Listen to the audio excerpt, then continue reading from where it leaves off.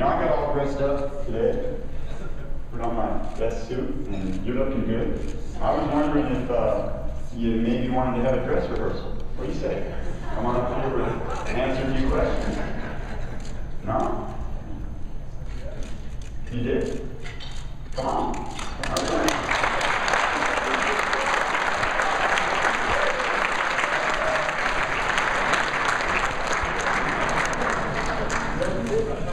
Now, you need to make the rules up as we go along. Frank, I didn't expect you to say yes. I didn't expect you to ask. Let's do this. Let's do this. You tell me, you know, you're using my time, so. Are we going to extend this the entire 40 minutes? Is that the deal? We'll take as long as it takes. Okay.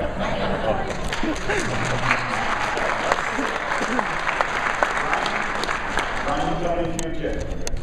I say what we do is we just call on anybody. Let's have Cindy. You pick the questioner. All right? And then we'll take turns going first. I'll take the first question first, and then we'll just alternate. And then we'll see where it goes. Is that fair? Okay. Cindy, who's first? So, my name's Michael, I'm Christine Behrman from St. Louis and Las Vegas, so I go to 2 different places. But when I'm out here, and I just had a grandson born 13 weeks ago, and I'm desperately concerned about the school district, and I want to know what each of you will do to get us from lowest on the list to somewhere up on the list. All right. Did you all hear the question? It was about education. I think that if we expect to have a first-rate economy, if we continue to accept second-rate schools, we're making a big mistake. Would you agree with that? I think that Brian and I have both talked about economic diversification. It will never happen. These companies we're trying to attract will not come here if we don't do something about our schools. Less than half our kids graduate from high school. That's a shameful fact. And these companies we're trying to attract will never believe that we have an educated workforce if we don't send the message that we want to reform our schools. And the executives that make the decision to bring these companies here will not bring their children here if we don't do something about our schools. That's why I put out my education plan in March.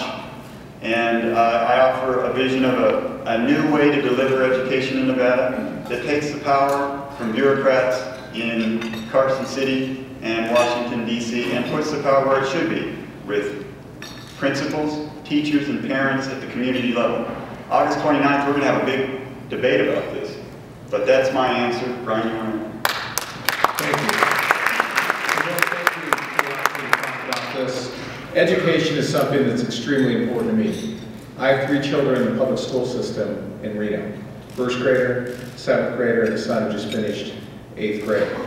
One of the most important things to me in this campaign is it's one thing to talk in platitudes about education, but it's another thing to go out there and see it for yourself. So as part of my campaign, I'm visiting 100 schools throughout the state of Nevada. I've been in schools in North Las Vegas, Henderson, Smith Valley, Nevada, Sparks, Nevada, Reno, Nevada, Douglas County, Churchill County, because it's pretty obvious that not every school has, or every school doesn't have the same needs. So I've met with the teachers, I've met with the parents, I've met with the principals. I just finished meeting this week with all 17 superintendents across the state of Nevada. So Rory's right, we both put education's plans out there. And again, it's not easy when you speak to an audience like this and you have to talk about the fact that we were last in the country in graduation rates. We can't accept that. And there's that old definition of insanity that you cannot continue to do things the same way and expect different results. So that's why I came out with an education plan. That's why before I issued that education plan, I felt it was important to do that due diligence that I did in terms of visiting the schools and talking to the teachers and talking to the elected board members. But my plan is a very bold one. It talks about merit pay for teachers, to reward those teachers that are working hard. It talks about rewarding those schools that are doing very, very well. It talks about holding schools accountable that aren't performing well or performing to the expectations that they're supposed to.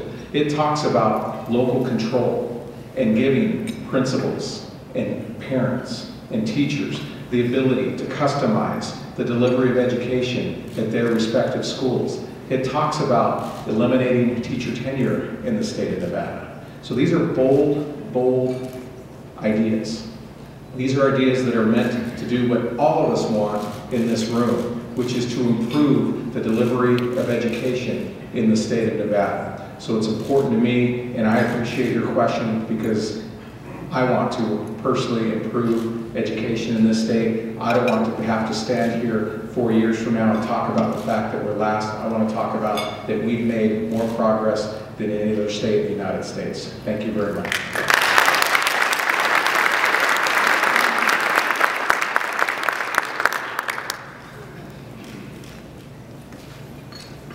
I think one of the biggest budget issues that we face is our public employees retirement system.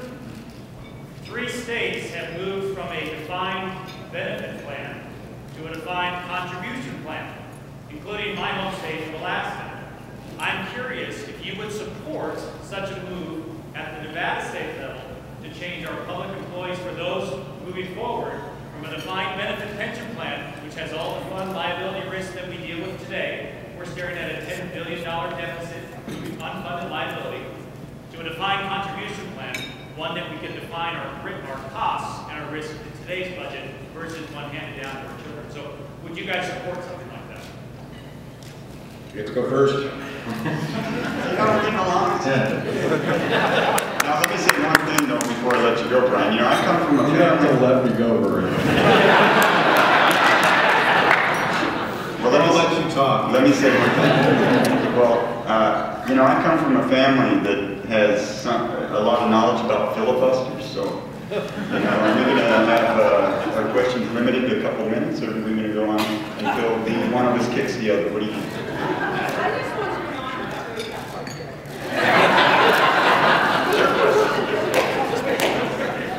I appreciate your question with regard to the PERS system, and that is definitely an issue for the people of the state of Nevada. We do have a $9 billion unfunded mandate. I've already said publicly during the primary that I would prefer that we go to a defined contribution program versus a defined benefit program, that we have to do that moving forward. I will be meeting with the folks over at the Public Employees Retirement System to see how we achieve that, but for the long-term benefit and health of the state of Nevada, I support that. Thank you. I think Nevada needs a leader that has experience and that is honest about what we can do. And I think when it comes to public employee salaries, I've been very direct. I was, I think, one of the first people to stand up and say that our existing system is not sustainable, that our personnel costs are going to cause particularly local governments to cave in if we don't do something about it. And I followed up those words with action. That's why I've got firefighters following me everywhere I go. And I think that what we need is a leader that has a understanding of the issue and one that is willing to deal with employees as partners. Brian has said many things during the course of the campaign about this issue. One was that he thought that we should abolish NRS 288. He now says that we should go to a defined contribution system. I would ask him, if I had the chance, to explain how he would do that. I think that what's going on here is that Brian's grandstanding a bit, and he's saying things that are popular to say, but impossible to do. And what we really need is somebody that has experience reducing personnel costs. Because of my action over the course of the last several years, Clark County has saved tens of millions of dollars, and I'm going to continue to work with public employees, Democrats and Republicans, to work towards realistic goals and real solutions to this very vexing problem. Your response begs a rebuttal, Rory. Well, so did your education one, so. Well, and I'll put it this way, I'm not going to stand here and say that and allow you to say that I'm grandstanding. Okay. You know, and we'll talk about experience. I've worked in all 3 branches of government. As the Attorney General, I actually returned $1.2 million of my budget. Having served in 2 sessions of the legislature, I know what the state budget is about. But I'm not sure what you're talking about when it comes to grandstanding with regard to Chapter 288. I think one thing all of you deserve in this race is honesty, and a governor who's going to look you in the eye, and a gubernatorial candidate who's going to look you in the eye and be straight with you, because that's what Nevada is all about. And I think there was some discussion about that in the introductory remarks. So as time goes further, it'll be a great opportunity to talk about being honest with the people of the state of Nevada.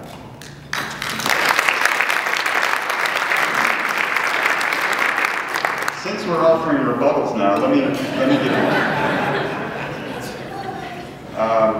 First of all, on that issue, I think it's important you listen to what candidates say, but I also think it's important that you look at what they've done over the course of a career.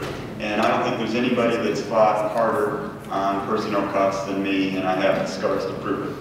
Going back to the rebuttal I didn't know I had on education, I think that if we're going to talk about being forthright with the people of Nevada, I think that we need to point out that earlier in the campaign, Brian said one thing about education that is very different from what you just heard him say now. He put forward a budget proposal during the special session that did not reform education, it cut it. And I think it was Gibbons-esque, and I think if we're going to try to diversify our economy and attract these companies here, if a CEO in Minnesota is considering where to move his company, and he hears that Nevada has the highest unemployment rate in the United States of America, the worst dropout rate in the United States of America, and that our answer to those problems is to cut education even more, he's going to think we're out of our minds. And by the way, if we follow Brian's original plan on education, we would be out of our minds.